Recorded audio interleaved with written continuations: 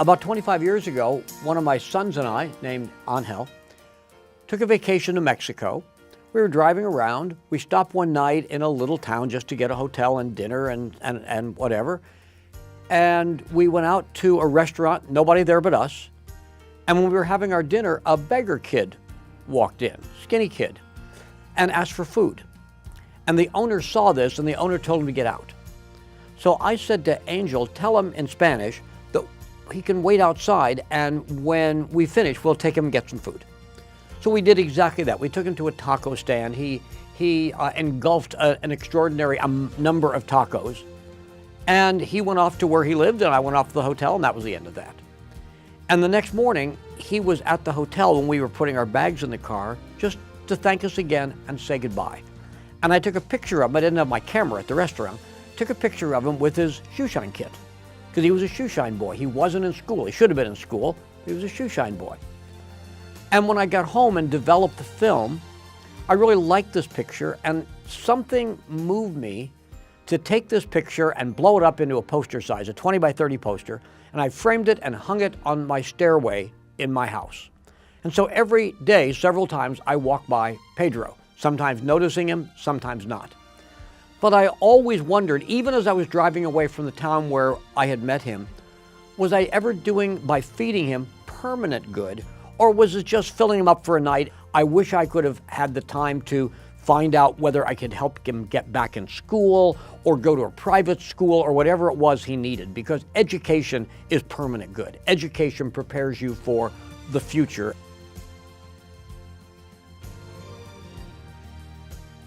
I decided I'm going to go look for Pedro and see what he's up to, see if I can find him, because he's such an inspiration for my foundation.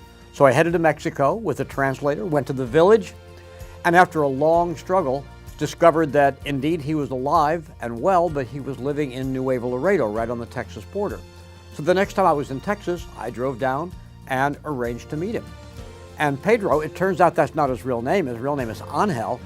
He said, when you're living on the street, you don't give people your real name. So Angel and I and his wife and 3 boys met in the main square of Nuevo Laredo. And it was wonderful. The 3 boys are 11 and 9 and 4 at the time. And Angel, Pedro, is working, not making very much money. His wife stay at home, as it turns out, because one of their children is not in school. One of their children is intellectually disabled and has been diagnosed as being able to benefit from special education, but they can't afford it because of the fact that, well, it costs money and they're a poor family in Mexico.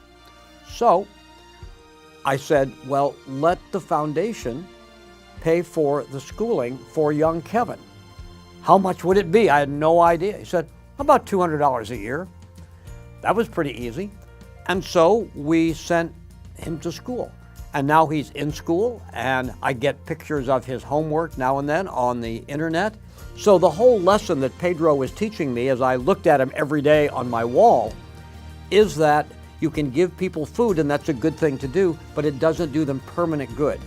Well, it took me 25 years, but now we're doing, through his son, we're doing Pedro, that is to say Angel, permanent good.